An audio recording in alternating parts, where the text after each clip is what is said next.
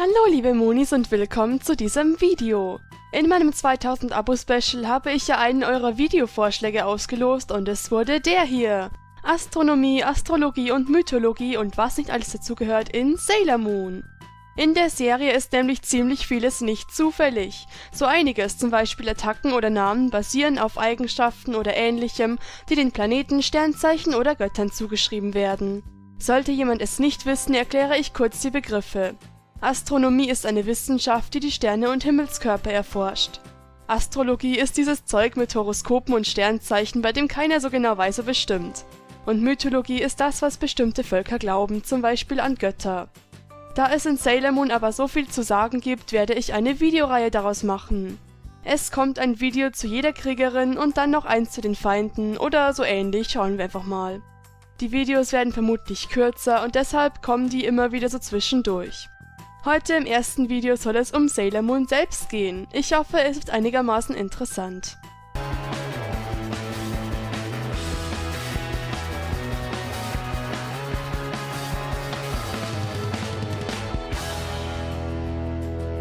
Also beginnen wir mal mit den Namenserklärungen. Viele werden wahrscheinlich schon wissen, dass der Name Usagi Tsukino oder in japanischer Richtung Tsukino Usagi Hase des Mondes bedeutet.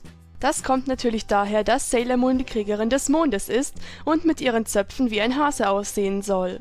Mich erinnert es zwar nicht wirklich an einen Hasen, aber mit etwas Vorstellungskraft werden aus den Zöpfen angelegte Ohren. Wir sehen ja auch, dass in Sailor Moon oft so kleine Häschen vorkommen, zum Beispiel auf Usagis Bettdecke.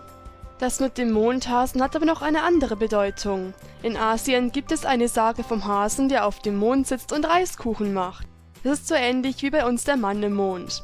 Darauf wird in Sailor Moon auch mehrmals angespielt. Zum Beispiel als die Mädels im Manga und Crystal auf dem Mond ankommen, meint Minako, glaube ich, hey Usagi, jetzt bist du wirklich der Hase auf dem Mond.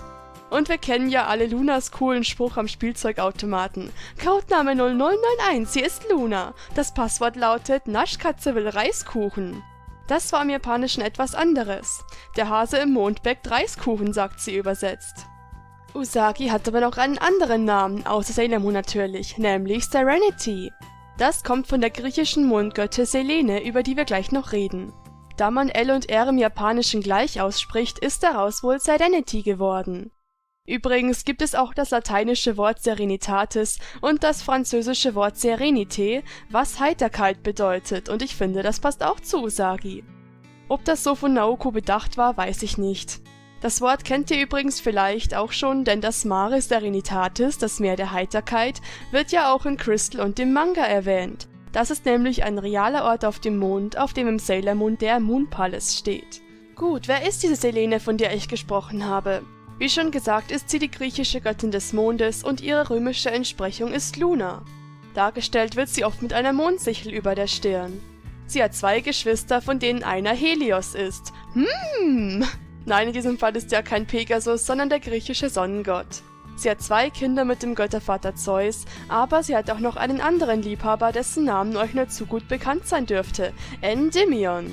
Dieser war ein schöner Hirte oder Jäger, oder aber er war der König von Elis, was mich ein bisschen an Elysion erinnert. Ob das was damit zu tun hat, weiß ich leider nicht. Und wenn wir schon beim Thema sind, kann ich ja gleich noch kurz erklären, was Elysion in der Mythologie ist. In diesem Video mache ich nämlich Tuxedo Mask auch gleich mit und Elysion gehört ja irgendwie zu ihm, weil es sein Königreich ist. Es ist eine Insel der Seligen, auf der jene Helden leben, die von den Göttern geliebt oder unsterblich gemacht wurden. Irgendwie frage ich mich jetzt, ob Endymion auch dort war. Jedenfalls ist Elysion ein schöner paradiesischer Ort, auf dem ewiger Frühling herrscht und es viele Rosenwiesen gibt. Rosenwiesen! Außerdem gibt es dort eine Quelle mit einem nektarähnlichen Trank, der aus der Lethe fließt und das Vergessen aller irdischen Leiden ermöglicht. Lethe, den Namen kennen wir doch. Keine Sorge, zu den beiden kommen wir noch in dem Bösewichte-Video. Aber kommen wir zurück zu Selene und Endymion. Dieser war also ein Hirte oder König oder was auch immer. Als Selene wie jeden Abend mit ihrem Wagen, der von Kühen oder Pferden gezogen wird, über den Himmel fuhr und die Nacht brachte, hat sie den hübschen jungen Mann gesehen und welch ein Wunder, sie verliebte sich in ihn. Da er aber sterblich war, wollte sie ihm ewige Jugend schenken und ihn vor dem Tod bewahren. Dazu brachte sie ihn in eine Höhle und bat Zeus, ihn in ewigen Schlaf zu versetzen, was er auch tat. Und seitdem schläft Endymion und träumt davon, in der Nacht den Mond zu umarmen. Kein Wunder, denn Selene besucht ihn jede Nacht und küsst ihn. Oder in einer anderen Version, wie auch immer das gehen soll, haben die beiden 50 Töchter. Yeah! Sehen Sie bald im Kino Barbie Chibiusa in die 50 tanzenden Prinzessinnen! Ich habe aber auch von einer anderen Version gelesen, in der es anscheinend so war, dass sie zwar ewige Jugend für ihn wollte, aber keinen ewigen Schlaf. Und als Zeus ihm aber beides gab, vermutlich als Preis für die Unsterblichkeit, war Selene sehr traurig. Jede Nacht stieg sie zu ihm in die Höhle und versuchte ihn mit einem Kuss zu wecken, was aber nie funktionierte. Daher war die arme Göttin für immer traurig. Genauso traurig ist auch diese Geschichte, finde ich. Da ist die andere Version schon schöner, auch wenn ich mir irgendwie nicht vorstellen kann, dass Endymion den ewigen Schlaf so cool gefunden hätte, wenn sie ihn vorher gefragt hätte. Okay, das war jetzt ganz schön viel Mythologie. Zum astronomischen Teil habe ich leider nichts Relevantes gefunden, was etwas mit Sailor Moon zu tun gehabt hätte. Außer natürlich das Offensichtliche, Erde und Mond gehören ja zusammen, also gehören auch Usagi und Mamoru zusammen. Aber ich denke, das erklärt sich von selbst. Übrigens ist Usagi die kleinste der Inner Senshi und von denen ist der Mond natürlich auch der kleinste Himmelskörper. Kommen wir jetzt zu ein bisschen Astrologie. In der Astrologie sind jedem Planeten und auch Sonne und Mond 1 oder 2 Sternzeichen zugeordnet. Und, welche Überraschung, Usagis Sternzeichen Krebs gehört natürlich zum Mond. Ich mache kein Geheimnis daraus, das ist bei allen Senshi so. Daher gehört auch Mamorus Löwe zur Erde. Interessanterweise heißt es auch, dass ein Löwemann und eine Krebsfrau ein tolles Paar wären. Und die Krebsfrau soll sich von Wittern fernhalten. Rei. Chibiusa ist übrigens auch Krebs, denn sie hat am selben Tag wie Usagi Geburtstag und gehört schließlich auch zum Mond.